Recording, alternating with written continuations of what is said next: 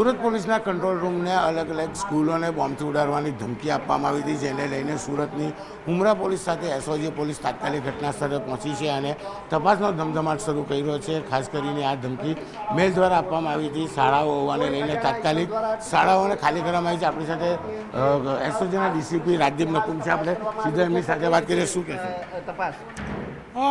અત્યારે જીડી ગોયંકા અને લાન્સર આર્મી સ્કૂલની બેને અમને કંટ્રોલ દ્વારા માહિતી મળતા તાત્કાલિક બંને સ્થળે તમામ સ્થાનિક પોલીસ અધિકારીઓ તથા એસઓજીની ટીમ તમામ પહોંચી ગયા છે।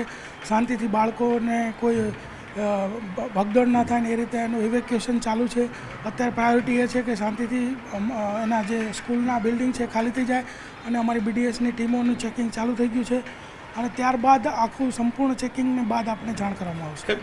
કેટલા મેલ આવ્યા છે, કેટલી જગ્યાઓ છે? અત્યારે અમને 2 જગ્યાઓના મેલ આવેલા છે અને 2 જગ્યાથી અમને મેસેજ મળ્યા છે, એટલે બંને જગ્યાએ ટીમ પહોંચી છે। અન્ય કોઈ હજી મળશે તો ત્યાં પણ ટીમ પહોંચી જશે।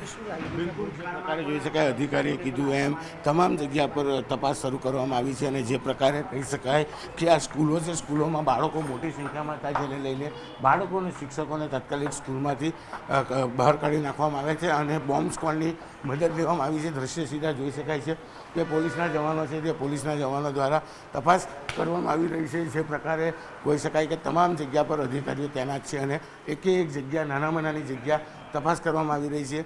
ઉમરા પીઆઈ છે, ઉમરા પીઆઈ સાથે વાત કરી। રાઠવા સાહેબ, તપાસ શરૂ કરી છે, શું કહેશો?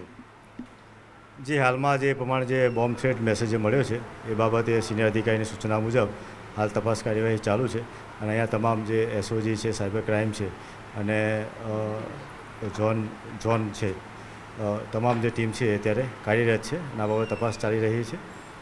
બિલકુલ દ્રશ્ય જોઈ શકાય છે કે જે પ્રકારે કહી શકાય છે કે પોલીસના જવાનો તપાસ કરતા હોય તેવું દેખાય છે, કારણ કે જે પ્રકારની ધમકી છે, આ સ્કૂલ છે કદાચ 4000 કરતાં વધુ સ્કૂલમાં બાળકો છે, એટલે તાત્કાલિક શાળામાં રજા આપી દેવામાં આવી છે અને શાળાનો એક ખૂણો પોલીસના અધિકારીઓ અને જવાનો તપાસી રહ્યા છે। બોમ્બ સ્ક્વોડની મદદ લેવામાં આવી રહી છે। એક જગ્યા છે તે ઝીણવટભરી રીતે તપાસ કરવામાં આવી રહી છે, કારણ કે બોમ્બની સૂચના છે અને એક નહીં પણ 2 સ્કૂલની વિગતો સામે આવી છે, જ્યારે પોલીસ દ્વારા કહી શકાય જે પ્રકારે તપાસ શરૂ કરવામાં આવી છે। સૌથી મોટી વાત એ છે કે ભાગદોડ ના થાય તેને લઈને બંને સ્કૂલમાં રજા આપી દેવામાં આવી છે અને રજા આપ્યા બાદ અધિકારીઓ પહોંચ્યા છે અને શાળાની બિલ્ડિંગને એક ખૂણાને ઝીણવટભરી રીતે તપાસ કરી રહ્યા છે।